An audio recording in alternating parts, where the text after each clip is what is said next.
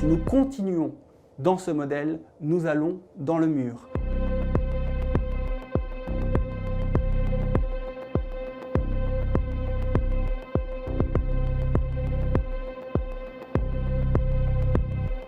Si l'ensemble de l'humanité consommait comme les Européens, il nous faudrait 2,8 planètes Terre. Ça veut dire que pour les 8 prochains mois, on va vivre à crédit. Vivre à crédit par rapport aux autres pays. Nous venons ainsi, en quelque sorte, sous forme de prédation, l'Europe comme prédateur qui vient ponctionner des ressources naturelles, poissons, soja, récoltes, ou même encore autres ressources naturelles dans d'autres pays du monde.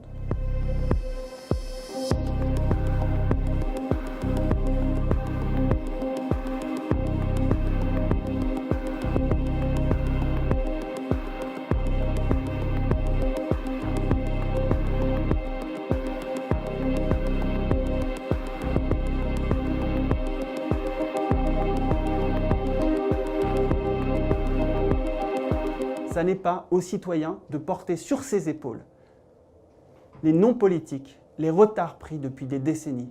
Nous devons pousser les décideurs politiques à plus d'action. Ce jour de dépassement qui arrive trop tôt a des conséquences directes vis-à-vis du dérèglement climatique.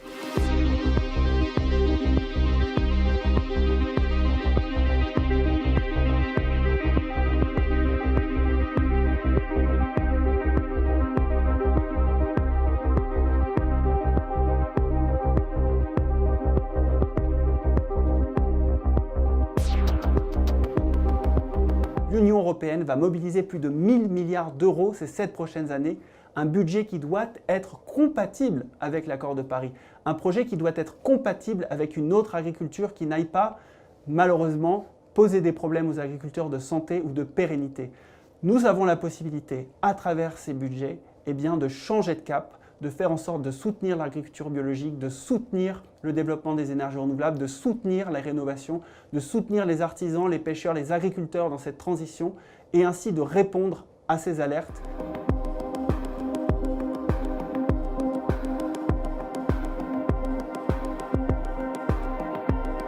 Il y a d'ores et déjà des régions de l'Union européenne qui sont engagées dans cette transition écologique. C'est par exemple le cas de l'Écosse qui a fortement réduit depuis 30 ans ses émissions de gaz à effet de serre et déployé une électricité qui repose beaucoup sur les énergies renouvelables avec par exemple le développement du solaire, de l'éolien.